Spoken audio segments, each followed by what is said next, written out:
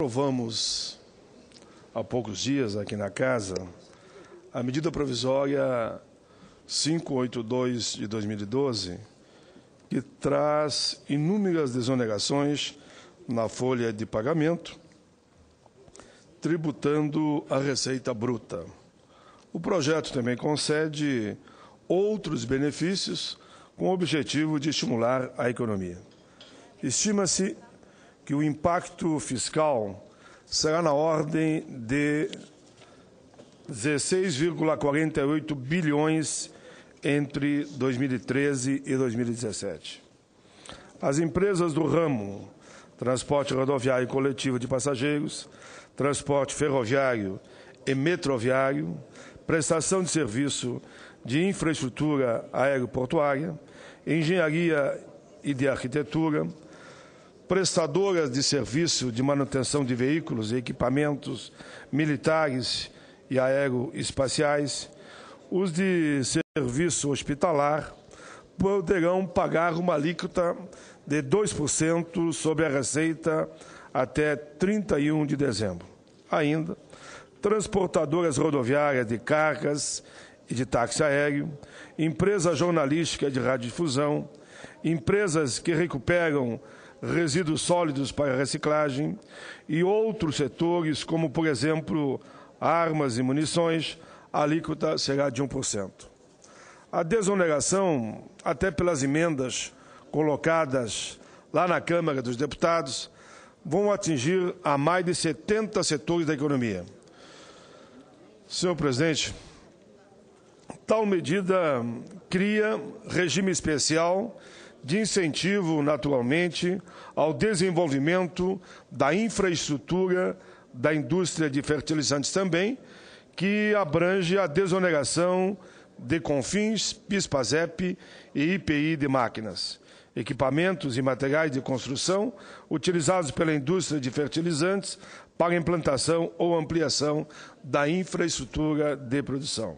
Desonera também o PIS/PASEP, CONFINS e IPI, as operações de venda de bens de defesa nacional e de prestação de serviço às Forças Armadas por beneficiários do regime especial tributário para a indústria da defesa. Determina os limites para que as pessoas físicas e jurídicas possam efetuar deduções de doações para o Programa Nacional de Apoio e Atenção à Oncologia, PRONON, e para o Programa Nacional de Apoio à Atenção da Saúde da Pessoa com Deficiência. Outra importante modificação, senhor presidente, feita aqui o aumento de 48 milhões para 72 milhões do limite para enquadramento de empresas do sistema de tributação por lucro presumido. Enfim, o texto aprovado elenca uma série de medidas importantes para a economia nacional, não temos nenhuma dúvida. Estima-se que o total da renúncia fiscal deve ficar na ordem, mais ou menos, de 17 bilhões. Não sou contra as renúncias fiscais, pois sempre defendi uma tributação menor.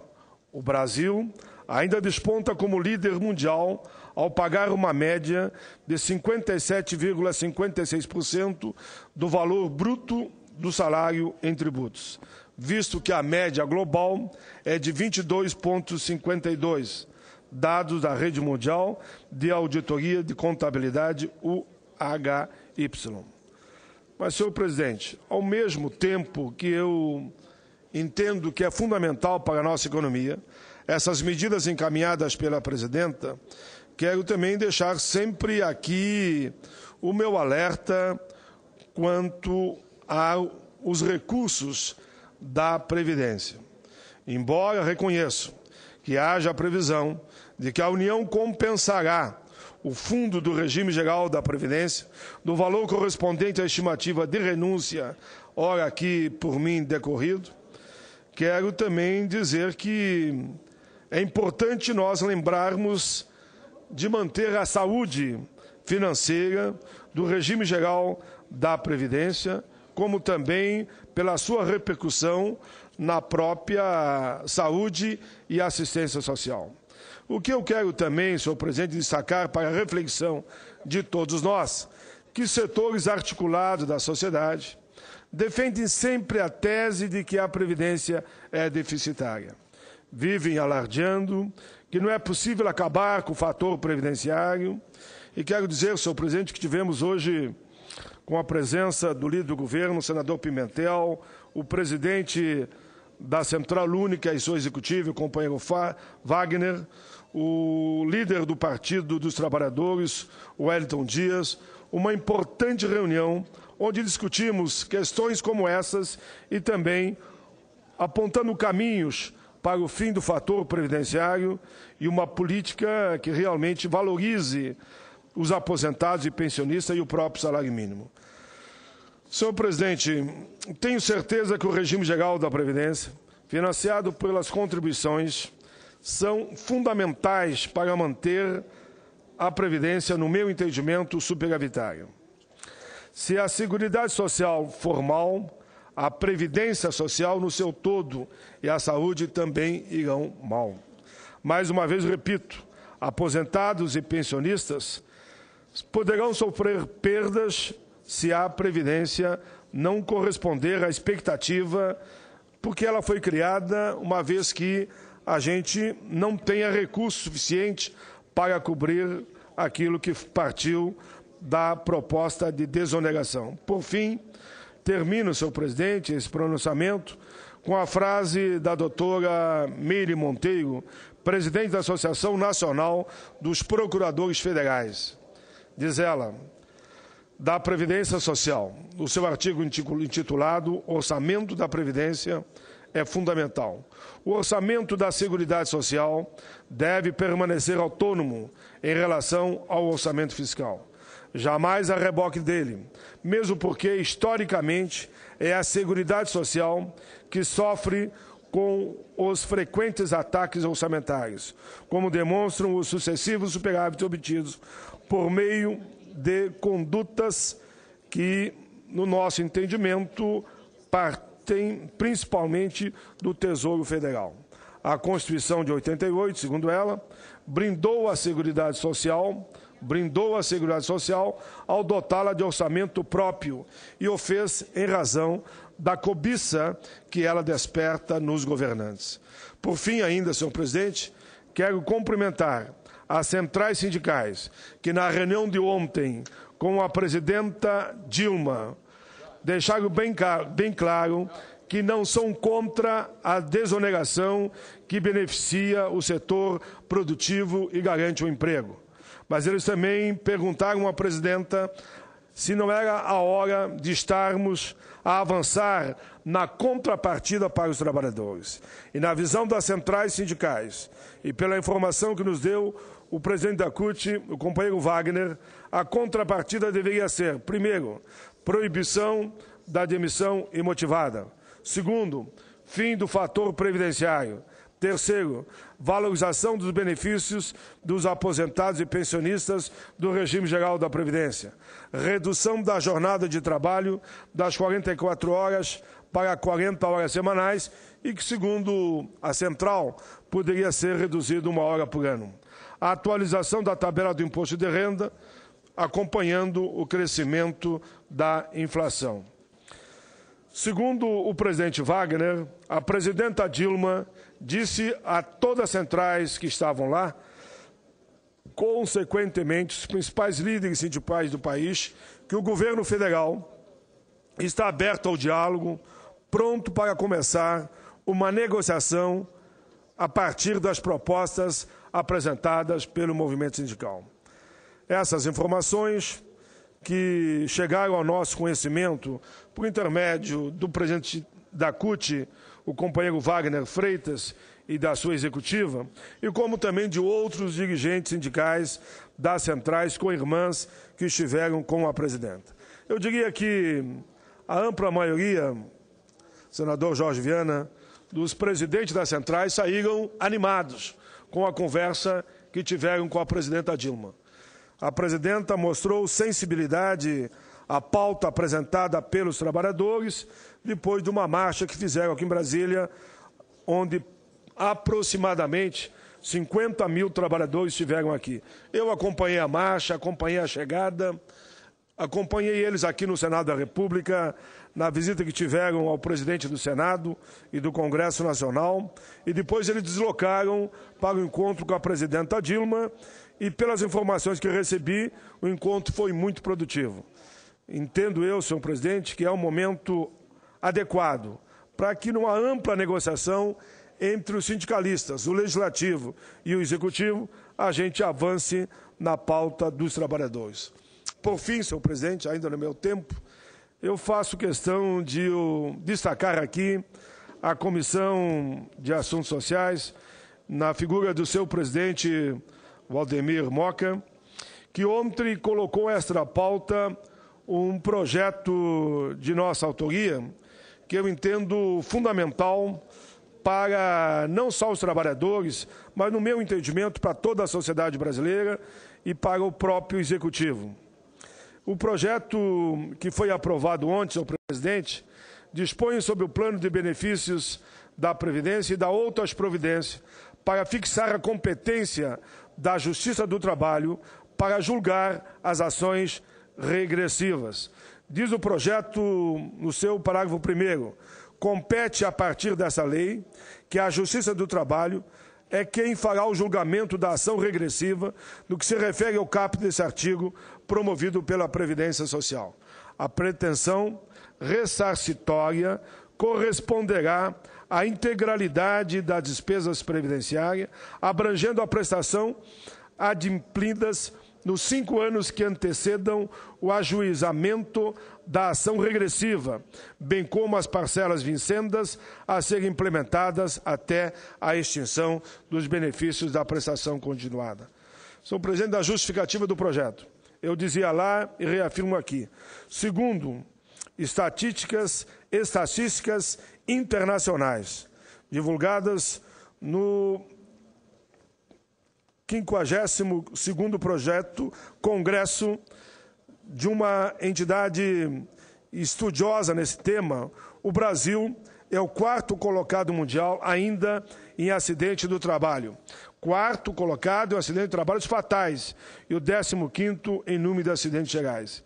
Informações obtidas perante a Previdência Social informam que no ano de 2009 foram registrados 723.452 acidentes e doença no trabalho, sendo que os riscos decorrentes de fatores ambientais do trabalho acarretaram cerca de 83 acidentes a cada hora, bem como uma morte a cada 3,5 horas de jornada diária. A consequência financeira dos acidentes do trabalho no Brasil também pode ser verificada a partir das informações contidas na página eletrônica da própria Previdência Social. Se considerarmos exclusivamente o pagamento pelo INSS dos benefícios relacionados a acidentes e doença do trabalho, somados ao pagamento das aposentadorias especiais decorrentes das condições ambientais do trabalho em 2009, encontraremos um valor superior a 14,20 bilhões ao ano. Se adicionarmos as despesas em custos operacionais do INSS, mais as despesas na área da saúde e afins, verificaremos que o custo do Brasil atinge um valor superior a 57 bilhões de reais. Mais precisamente, 56,80 bilhões de reais. Senhor presidente, com o objetivo de minimizar essas consequências econômicas e também sociais que derivam dos acidentes do trabalho, o INSS, representado pelo Procurador-Geral Federal, vem intensificando o ajuizamento de ações regressivas contra os empregadores que descumprem as normas de saúde e segurança no trabalho. Embora a ação regressiva possua previsão normativa desde o ano de 1991, até os dias atuais, algumas questões processuais ainda se encontram indefinidas no âmbito jurisprudencial, como, por exemplo, a competência para o seu julgamento e o prazo de prescrição e a ser observado nessas ações. No que tange à competência para o julgamento das ações indenizatórias por acidente do trabalho, o panorama atual evidencia existir, senhor presidente, dois posicionamentos, tudo a depender de quem figure no polo ativo da relação processual, se a ação for promovida pelo trabalhador ou então por seus herdeiros. A competência será da Justiça do Trabalho, ao passo que, se for promovida pelo próprio INSS, a jurisprudência vem inclinando-se pela competência da Justiça Federal Comum. Registra-se que ambas as ações indenizatórias possuem pressupostos fático único, que seja a culpa de quem emprega pelo acidente do trabalho. Culpabilidade está representada pelo descumprimento das normas de saúde e segurança do trabalho. Ocorre que, muitas vezes, o julgamento dessas ações por tribunais distintos acaba por ensejar decisões contraditórias, circunstanciadas, que afrontam o princípio da unidade de convicção, prestigiado pelo Supremo Tribunal Federal, no conflito de competência 7.204. Procedente essa questão jurisprudencial, sendo então paradigma que transferiu à Justiça Estadual para a do Trabalho a competência para o julgamento dessas ações por acidente do trabalho. Oportuno ainda lembrar que, com o advento da Emenda Constitucional 45 de 2004, tornou-se incontroverso o fato de que compete à Justiça do Trabalho o julgamento das ações indenizatórias que decorram dos acidentes de trabalho. Entendimento esse que restou consagrado pela jurisprudência do Supremo Tribunal Federal em sua súmula 736, com efeito sendo a ação regressiva do INSS uma espécie do gênero ação indenizatória por acidente do trabalho.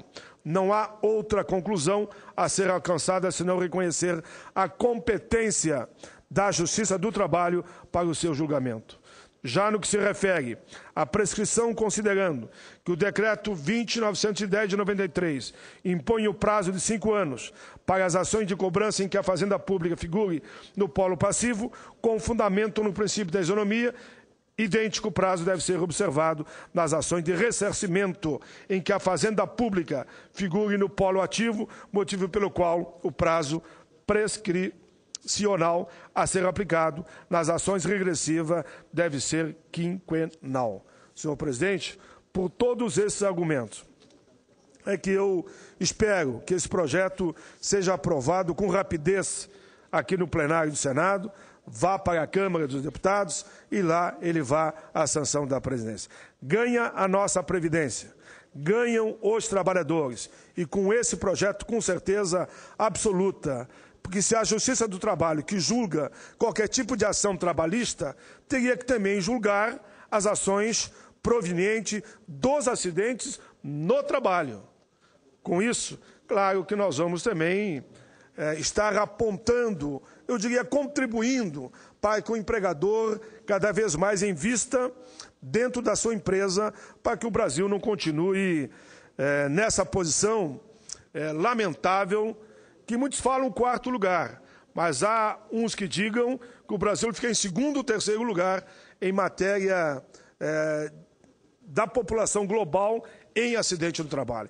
Então, esse projeto, por nós apresentado, que teve a parceria, inclusive, da Anamatra, na sua construção, ele é um projeto relevante, importante, onde o principal beneficiado, claro, é o trabalhador, é o assalariado, porque ele não vai perder mais a vida, pelo menos vamos diminuir, não mais vai perder parte do seu corpo, e ficando muitas vezes encostado junto à Previdência, outras vezes aposentado por invalidez devido ao acidente no trabalho.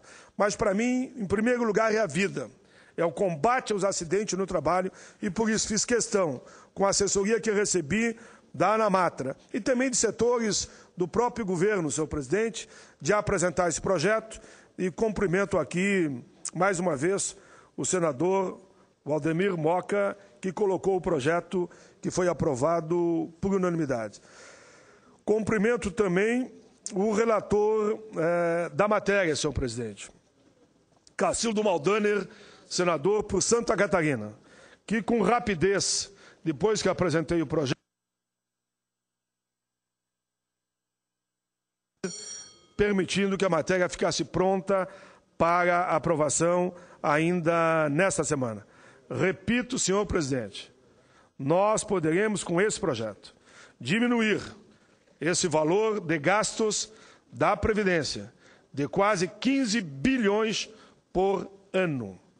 Mas, principalmente, muito mais que a questão financeira, aí eu termino, senhor presidente, é a questão da mutilação e da vida que os trabalhadores perdem devido aos acidentes no trabalho. Era isso. Peço a Vossa Excelência que considere na íntegra, já que, além de eu ler, eu fui comentando alguns tópicos desses dois pronunciamentos. Obrigado.